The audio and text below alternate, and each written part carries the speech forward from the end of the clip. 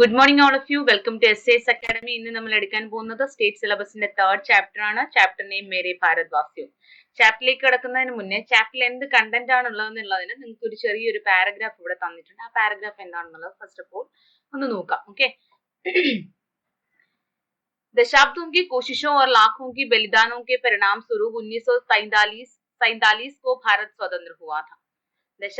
ദശാബ്ദങ്ങളോളമുള്ള പരിശ്രമങ്ങളുടെയും അതുപോലെ തന്നെ ലക്ഷക്കണക്കിന് ജനങ്ങളുടെ ആത്മസമർപ്പണത്തിന്റെയും ഫലസ്വരൂപമായിട്ടാണ് 1947 ഭാരതത്തിന് സ്വാതന്ത്ര്യം ലഭിച്ചത്. 14 अगस्त की मध्यरात्रि की वेला में पंडित जवाहरलाल नेहरू ने तिरंगा फहराते हुए देश से जो अपील की थी वह देखे. 1947 ഓഗസ്റ്റ് 14 അർദ്ധരാത്രി സമയത്ത്, വേല മത്ലബ് സമയത്ത്, പണ്ഡിറ്റ് ജവഹർലാൽ നെഹ്റു തിരങ്ക ഫഹരാത്തെ ഹുയെ, ത്രിവർണ പതാക ഉയർത്തിക്കൊണ്ട് അദ്ദേഹം ഭാരതത്തിനെ അഭിസംബോധന ചെയ്തു പറഞ്ഞ പ്രസംഗമാണ് നിങ്ങളുടെ ഈ പ്രസ്തുത പാഠഭാഗം എന്ന് പറയുന്നത്. ഓക്കെ. അപ്പോ ആ ഒരു പ്രസ്തുത പാഠഭാഗത്തിൽ അതിന്റെ ആ ഒരു അദ്ദേഹത്തിന്റെ പ്രസംഗത്തിന്റെ പൂർണ്ണ രൂപമാണ് നിങ്ങളുടെ ഈ ചാപ്റ്ററിൽ തന്നിരിക്കുന്നത്. സോ നമുക്ക് ചാപ്റ്ററിലേക്ക് കടക്കാം.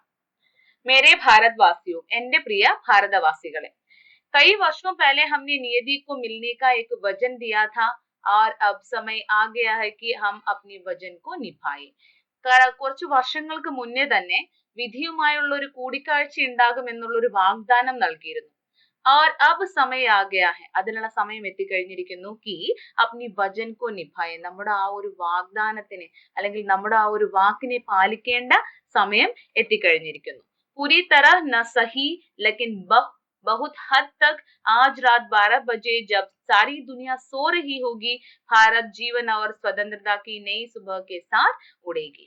पूरी तरह न सही, പൂർണ്ണ രൂപത്തിൽ അല്ലെങ്കിൽ പോലും, लेकिन बहुत हद तक, ഒരു പരിധി വരെ, आज रात 12 बजे, ഇന്ന് രാത്രി 12 മണിക്ക്, जब सारी दुनिया सो रही होगी, പൂർണ്ണമായിട്ടുള്ള ഈ ലോകം മുഴുവൻ ഉറങ്ങുന്ന ആ ഒരു സമയം, ഭാരത് ജീവൻ और स्वतंत्रता की नई सुबह के साथ उड़ेगी. അതായത് ഇപ്പോ ഈ ഒരു സമയം എന്ന് പറയുന്നത് ലോകം മുഴുവൻ ഉറങ്ങിയിരിക്കുന്ന ഈ ഒരു സമയം, നാളെ എങ്ങനെയായിരിക്കും ഇതിന്റെ ഉദയം സംഭവിക്കുക?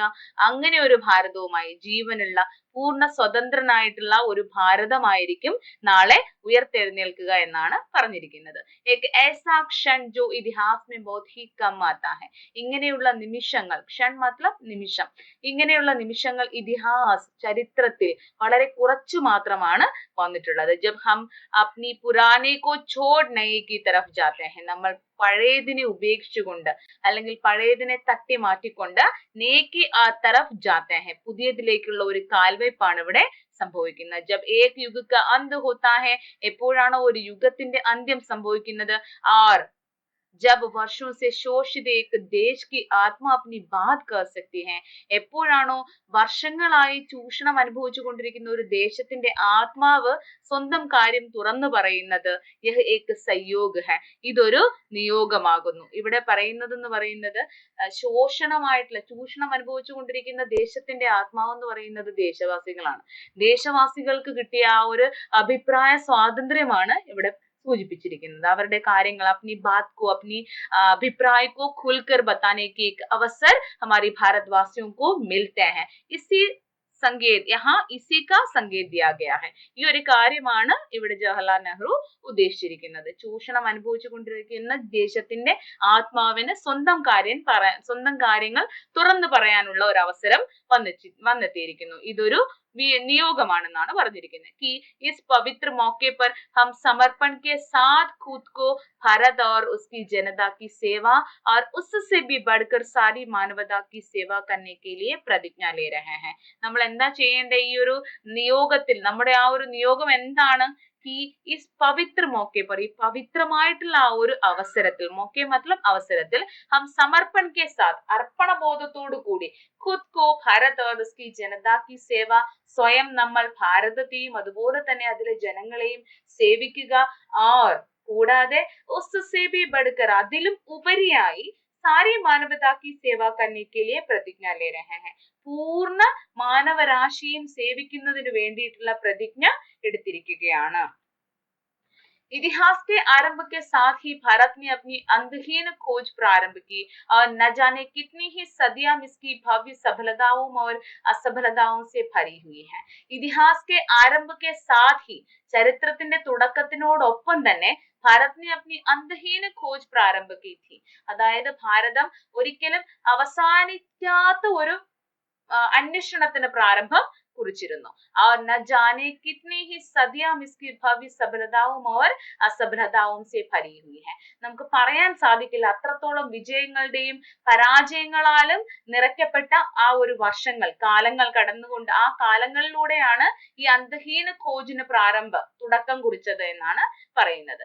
ചാഹെ അച്ഛാ വക്ത് ഹോ യാ ബുരാ, ചാഹെ അച്ഛാ വക്ത് ഹോ, നല്ല സമയമായിക്കോട്ടെ ഇല്ലെങ്കിൽ മോശ സമയമായിക്കോട്ടെ, ഭാരത് ने कभी इस खोज से अपनी दृष्टि नहीं हटाई है. ഒരിക്കലും പ്രതികൂല സാഹചര്യമായിക്കോട്ടെ അല്ലെങ്കിൽ അനുകൂല സാഹചര്യമായിക്കോട്ടെ അല്ലെങ്കിൽ പ്രതികൂല സാഹചര്യമായിക്കോട്ടെ, ഭാരതം ഒരിക്കലും തന്റെ ഈ ഖോജിൽ നിന്ന് ഈ ഒരു അന്വേഷണത്തിൽ നിന്ന് अपनी दृष्टि नहीं हटाई, ഒരിക്കലും തന്റെ ആ ദൃഷ്ടി അതിൽ നിന്നും വ്യതിചലിപ്പിച്ചിട്ടില്ല. और कभी भी अपने उन आदर्शों को नहीं भूला जिसने इसे शक्ति दी है. ഇങ്ങനെ ഒരു അന്വേഷണത്തിന് ശക്തി പകർന്നു നൽകിയ ആ ഒരു ആദർശങ്ങളെ ഒരിക്കലും മറന്നു പോയിട്ടുമില്ല. ആജ് ഹം ദുർഭാഗ്യ की एक युग का अंत कर रहे हैं. ഇന്ന് നമ്മൾ ദുർഭാഗ്യം നിറഞ്ഞ ഒരു യുഗത്തിന്റെ അന്ത്യം കുറിച്ചിരിക്കുകയാണ്. और भारत पुनः खुद को खोज पा रहे हैं. ഭാരതം വീണ്ടും, പുനഃ मतलब വീണ്ടും, खुद को खोज पा रहे हैं, വീണ്ടും സ്വയം അന്വേഷിച്ചു തുടങ്ങിയിരിക്കുകയാണ്. ആജ് ഹം ജിസ് ഉപലബ്ധി കാ ഉത്സവ് മനാ രഹാ ഹൈ. ഉപലബ്ധി മത്ലബ് എന്ന് പറഞ്ഞാൽ നേട്ടം എന്നാണ് അർത്ഥം കേട്ടോ. ആജ് ഹം ജിസ് ഉപലബ്ധി കാ ഉത്സവ് മനാ രഹാ ഹൈ. ഇന്ന് ഏത് നേട്ടത്തിന്റെ ആണോ ഉത്സവം നമ്മൾ ആഘോഷിക്കുന്നത്, നമുക്ക് ഏത് നേട്ടം കൈവരിച്ചതിന്റെ ഉത്സവമാണോ നമ്മൾ ഇന്ന് ആഘോഷിക്കുന്നത്, മഹസ് ഏക് കദം ഹെ, അത് വെറും ഒരു കാൽവെപ്പ് മാത്രമാണ്. എന്തിലോട്ടുള്ള കാൽവെപ്പാണ്? നയെ അവസരവും കി ഖുൽനെ കാ, പുതിയ അവസരങ്ങളുടെ തുറന്നു കിട്ടുന്നതിനുള്ള ഒരു കാൽവെപ്പ് മാത്രമാണ് ഈ നേട്ടം, ഇന്ന് നമ്മൾ ആഘോഷിക്കുന്ന ഈ നേട്ടം എന്നാണ് പറഞ്ഞിരിക്കുന്നത്. इससे भी बड़ी विजय और उपलब्धियां हमारी प्रतीक्षा कर रही हैं. ഇതിലും വലിയ വിജയങ്ങളും ഉപലബ്ധിയും നേട്ടങ്ങളും നമ്മളെ പ്രതീക്ഷിച്ചിരിക്കുകയാണ്. क्या हमें इतनी शक्ति और बुद्धिमत्ता है कि हम इस अवसर को समझें और भविष्य की चुनौतियों को स्वीकार करें. चुनौतियों मतलब വെല്ലുവിളികൾ. क्या हमें इतनी शक्ति और बुद्धिमत्ता है कि, എന്താ നമ്മളിൽ അത്രയും ശക്തിയും ബുദ്ധിയും ഉണ്ടോ? ഈ ഹം ഇസ് അവസർ കോ സമझे, ഈ ഒരു അവസരത്തെ മനസ്സിലാക്കിക്കൊണ്ട്, സമझे मतलब മനസ്സിലാക്കിക്കൊണ്ട്, और भविष्य की चुनौतियों को स्वीकार करें. അതുപോലെ തന്നെ ഭാവിയിലേക്കുള്ള, ഭവിഷ്യ मतलब ഫ്യൂച്ചർ, ഭാവിയിലെ ചുനൗത്തിയും, ഒരുപാട് വെല്ലുവിളികൾ ഉണ്ടാകും നമ്മൾ മുന്നോട്ട് പോകുമ്പോൾ നമ്മുടെ ഭാവിയിൽ, അതിനെയെല്ലാം സ്വീകരിക്കുന്നതിന് വേണ്ടിയിട്ട്, അതിനെയെല്ലാം ഫേസ് ചെയ്യാനുള്ള ആ ഒരു ബുദ്ധിയും ശക്തിയും നമ്മളിൽ ഉണ്ടോ എന്നാ ചോദിച്ചിരിക്കുന്നത്. ഭവിഷ്യമേം ഹമേ വിശ്രാം കർനായ ചൈൻ സെ നഹീം ബൈഠ്നാ ഹൈ. നമുക്ക് ഭാവിയിൽ വിശ്രമിക്കുകയോ അല്ലെങ്കിൽ സമാധാനമായിട്ട് ഇരിക്കുകയോ അല്ല വേണ്ടത്. നമ്മൾ എങ്ങനെയാ ചെയ്യേണ്ടത്? ബൽക്കി, എന്തെന്നാൽ അതിന് പകരം നമ്മൾ എന്താ ചെയ്യേണ്ടത്? നിരന്തർ പ്രയാസ് കർനാ ഹൈ. നമ്മൾ അതിനു വേണ്ടി പരിശ്രമിച്ചുകൊണ്ടേയിരിക്കണം. എന്തിനു വേണ്ടി? ताकि हम जो वजन बार बार दोहराते रहे हैं और जिसे हम आज भी दोहराएगी उसे पूरा कर सके. നമ്മൾ ഏതൊരു വചനമാണോ എടുത്തിട്ടുള്ളത്, ഏതൊരു വാഗ്ദാനമാണോ, ഏതൊരു വാക്കാണോ നമ്മൾ പാലിക്കേണ്ടത്, നമ്മുടെ ആ ഒരു ലക്ഷ്യത്തിലേക്കുള്ള ആ ഒരു വാക്കിനെ നമ്മൾ വീണ്ടും ദുഹരാന ചാഹിയെ, ഉരുവിട്ടുകൊണ്ടേയിരിക്കണം, വീണ്ടും വീണ്ടും പറഞ്ഞുകൊണ്ടേയിരിക്കണം. ആജ് भी दोहराई है और पिछले भी हमने ऐसे ही दोहराए हुए आगे बढ़े हैं. പഴയതിൽ നമ്മൾ ഇതിനു മുന്നേ നമ്മൾ അത് തന്നെയാണ് ഉരുവിട്ട് മുന്നോട്ട് വന്നിരിക്കുന്നത്, ഇന്നും നമ്മൾ അത് തന്നെയാണ് ഉരുവിട്ടുകൊണ്ടിരിക്കുന്നത്. ഉസേ പൂരാ കർ സക്കെ. അങ്ങനെ നമ്മൾ ഉരുവിട്ടുകൊണ്ടേയിരുന്ന, നമ്മുടെ ജീവിതത്തിൽ ഇങ്ങനെ ഉരുവിട്ടുകൊണ്ടേ വന്നുകൊണ്ടിരുന്ന ആ ഒരു വാക്കിനെ, ആ ഒരു ലക്ഷ്യത്തിനെ നമുക്ക് എന്ത് ചെയ്യേണ്ടതായിട്ടുണ്ട്? പൂർണ്ണമാക്കേണ്ടതായിട്ടുണ്ട്. ഭാരത് കി സേവാ കാ അർത്ഥ ഹെ ലാഖോം കരോടോം പീഡിത് ലോഗോം കി സേവാ കർണ. ഭാരതത്തെ സേവിക്കുക എന്നതുകൊണ്ട് അർത്ഥമാക്കുന്നത് ലാഖോം കരോടോം പീഡിത് ലോഗോം കി സേവാ കർണ. ലാഖവും ലക്ഷക്കണക്കിന്, കരോടും കോടിക്കണക്കിനുള്ള പീഡിത് ലോഗോം കി സേവാ കർണ, അതായത് ആകെ ദുരിതം അനുഭവിച്ചുകൊണ്ടിരിക്കുന്ന ജനങ്ങളെ സേവിക്കുക എന്നാണ് ഭാരതത്തിനെ സേവിക്കുക എന്നതുകൊണ്ട് അർത്ഥമാക്കുന്നത്. ഇസ്കാ മത്ലബ്, ഇതിന്റെ ഉദ്ദേശം അല്ലെങ്കിൽ ഇതുകൊണ്ട് എന്താ ഉദ്ദേശിക്കുന്നതെന്ന് വെച്ചാൽ ഗരീബി ഓർ അജ്ഞാനതാക്കോ മിഠാന, ദാരിദ്ര്യത്തെയും അതുപോലെ തന്നെ അറിവില്ലായ്മയും മിഠാന, നീക്കം ചെയ്യുക എന്നതാണ് ഇതുകൊണ്ട് ഉദ്ദേശിക്കുന്നത്. ഹമാരി പീഡി കെ सबसे महान व्यक्ति की यही महत्वाकांक्षा रही है कि हर एक आंख से आंसू मिट जाए. ഇതിന്റെ ഇടയിൽ നമുക്കൊരു വാക്ക് മിസ്സായിട്ടുണ്ട്, ഒരു സെന്റൻസ്. इसका मतलब है गरीबी और अज्ञानता को मिटाना. ഇതിന്റെ അർത്ഥം അറിവില്ലായ്മയും അതുപോലെ തന്നെ ദാരിദ്ര്യത്തിനെയും നീക്കി മാറ്റുക, തട്ടി മാറ്റുക. അതുപോലെ തന്നെ ബിമാരിയോ ഓർ അവസർ കി അസമാനത കോ ഭി മിട്ടാന, അതായത് അസമത്വത്തിനെയും അതുപോലെ തന്നെ അസുഖങ്ങളെയും നീക്കം ചെയ്യുക. ഇതാണ് നമ്മൾ ഈ ഭാരതത്തിനെ സേവിക്കുക എന്നുള്ള ലക്ഷ്യം പൂർത്തിയാക്കുന്നതിന് വേണ്ടി നമുക്ക് ചെയ്യേണ്ട ആ ഒരു സേവനം ഈ രീതിയിലാണ് ചെയ്യേണ്ടതെന്നാണ് പറഞ്ഞിരിക്കുന്നത്. हमारी पीढ़ी के सबसे महान व्यक्ति की यही महत्वाकांक्षा रही है कि हर एक आंख से आंसू मिट जाए. നമ്മുടെ ഈ പീഡി മത്ലബ് നമ്മുടെ ഈ തലമുറ, ഒരു തലമുറയുടെ ഓരോ എല്ലാ മഹാൻ വ്യക്തികളുടെയും മഹത്വാകാംക്ഷ എന്താണെന്ന് വെച്ചാൽ ഓരോ കണ്ണുകളിൽ നിന്നും കണ്ണുനീരിനെ നീക്കം ചെയ്യുക എന്നുള്ളതാണ് ഓരോ മഹത്വാകാംക്ഷ, അതായത് ഓരോരുത്തരുടെയും ലക്ഷ്യം എന്ന് പറയുന്നത്, അല്ലെങ്കിൽ ഓരോരുത്തരും ആഗ്രഹിക്കേണ്ടത് എന്താണ്, ഓരോ കണ്ണുകളിൽ നിന്നും സ്വന്തം ആ ഒരു പീഡിക്കപ്പെടുന്ന ജനങ്ങളുടെ, അതായത് ദുരിതം അനുഭവിക്കുന്ന ജനങ്ങളുടെ കണ്ണുനീർ അകറ്റുക എന്നുള്ളതായിരിക്കണം ഓരോ മഹാൻ വ്യക്തിയുടെയും മഹത്വാകാംക്ഷ, അതായത് അവരുടെ ആഗ്രഹം അല്ലെങ്കിൽ ചെയ്യേണ്ട കാര്യം.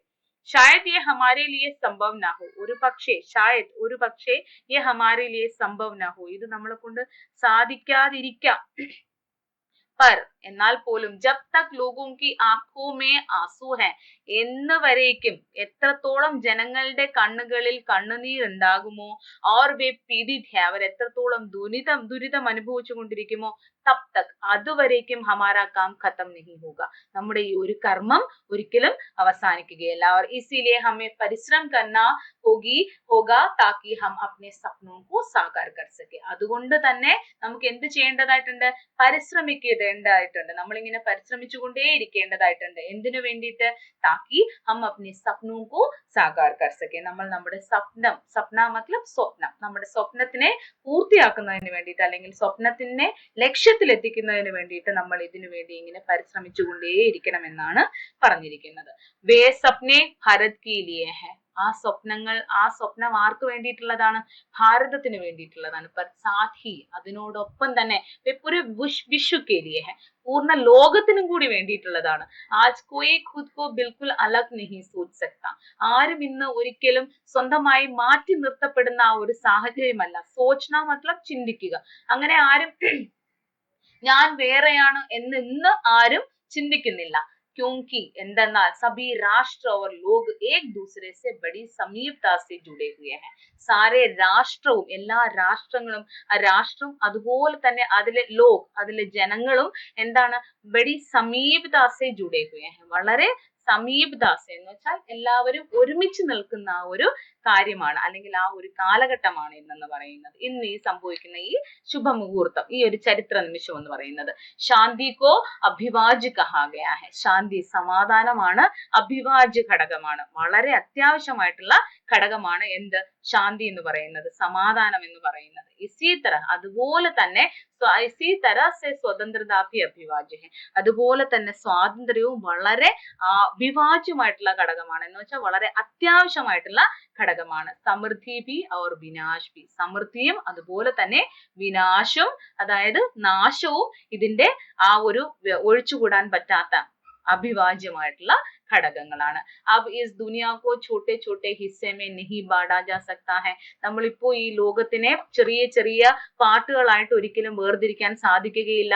हमें स्वतंत्र भारत का महान निर्माण करना है, നമുക്ക് സ്വാതന്ത്ര്യ ഭാരതത്തിന്റെ നിർമ്മാണമാണ് ചെയ്യേണ്ടതായിട്ടുള്ളത്. ജഹാ ഉസ്കെ സാരെ ബच्चे रह सके, അവിടെ ആര് ജീവിക്കണം സമാധാനമായിട്ട്, ഭാരതത്തിന്റെ സാരേ ബच्चे, അതായത് ഭാരതദേശവാസികളായ നമ്മളെല്ലാവരും അവിടെ വളരെ സമാധാനത്തോടുകൂടി, സ്വാതന്ത്ര്യത്തോടുകൂടി, സമൃദ്ധിയോടുകൂടി ജീവിക്കാൻ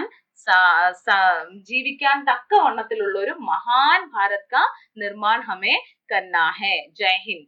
ഇതാണ് നമ്മുടെ ജവഹർലാൽ നെഹ്റുജി 1947 ഓഗസ്റ്റ് 14 അർദ്ധരാത്രിയുടെ ആ ഒരു ശുഭമുഹൂർത്തത്തിൽ ഭാരതവാസികളെ അഭിസംബോധന ചെയ്തുകൊണ്ട് പറഞ്ഞ പ്രസംഗത്തിന്റെ പൂർണ്ണ രൂപം. ഓക്കെ, നിങ്ങൾക്ക് എല്ലാവർക്കും മനസ്സിലായെന്ന് വിചാരിക്കുന്നു. നെക്സ്റ്റ് നമുക്ക് അടുത്ത ആ ഒരു ഗ്രാമർ പോർഷൻ സ്റ്റാർട്ട് ചെയ്യുന്നുണ്ട്. നിങ്ങൾക്ക് ഒരു ചെറിയൊരു ഗ്രാമർ പോർഷൻ, ചെറുതല്ല സത്യം പറഞ്ഞാൽ, അത് വളരെ വലിയ ഗ്രാമർ പോർഷൻ ആണ്. നെഹ്റുനെ अपनी भाषण में योजकों वाक्यों को जोड़ने वाले शब्द से वाक्यों को जोड़ दिया है. उनकी सूची तैयार करें. നെഹ്റുജി തന്റെ ഈ പ്രസംഗത്തില് ഒരുപാട് യോജക ചിഹ്നങ്ങൾ, യോജക ശബ്ദങ്ങൾ ഉൾപ്പെടുത്തിയിട്ടുണ്ട്. യോജകം എന്ന് പറഞ്ഞാൽ എന്താണ്? योजक എന്ന് പറഞ്ഞാൽ വാക്യോं को जोड़ने वाले जो शब्द है उसे ही योजक बोलते हैं. വാക്യങ്ങളെ യോജിപ്പിക്കുന്ന ആ ഒരു ശബ്ദങ്ങളെയാണ് നമ്മൾ എന്തെന്ന് പറയുന്നത്? യോജക് ചിഹ്നം എന്ന് പറയുന്നത്. से वाक्यों को जोड़ दिया गया है, उनकी സൂചി തയ്യാർ കീജിയെ. നിങ്ങൾ ഇതില് ഈ ഒരു ലെറ്ററിൽ നിന്ന് അങ്ങനെ ഒരുപാട് വാക്യങ്ങൾ, അങ്ങനെ ഒരുപാട് യോജക് ചിഹ്നങ്ങള് നെഹ്റുജി തന്നിട്ടുണ്ട്, അതിൽ ലെറ്ററിലുണ്ട്. അതെല്ലാം നിങ്ങൾ ഒരു സൂചി, ഒരു ലിസ്റ്റ് റെഡിയാക്കാനാണ് പറഞ്ഞിരിക്കുന്നത്. ഉദാഹരണം ഇവിടെ കീ, ഓർ, അതുപോലെ തന്നെ നോക്കുകയാണെങ്കിൽ താക്കി, ഇസ്ലിയെ, ബൽക്കി, ലക്കിൻ, അങ്ങനെ ഒരുപാട് യോജക് ചിഹ്നങ്ങൾ കൊടുത്തിട്ടുണ്ട്. ഇപ്പോ നമുക്കൊരു ഉദാഹരണമായിട്ട് പറയുകയാണെങ്കിൽ നമുക്ക് ഇതിൽ തന്നെ നോക്കാം.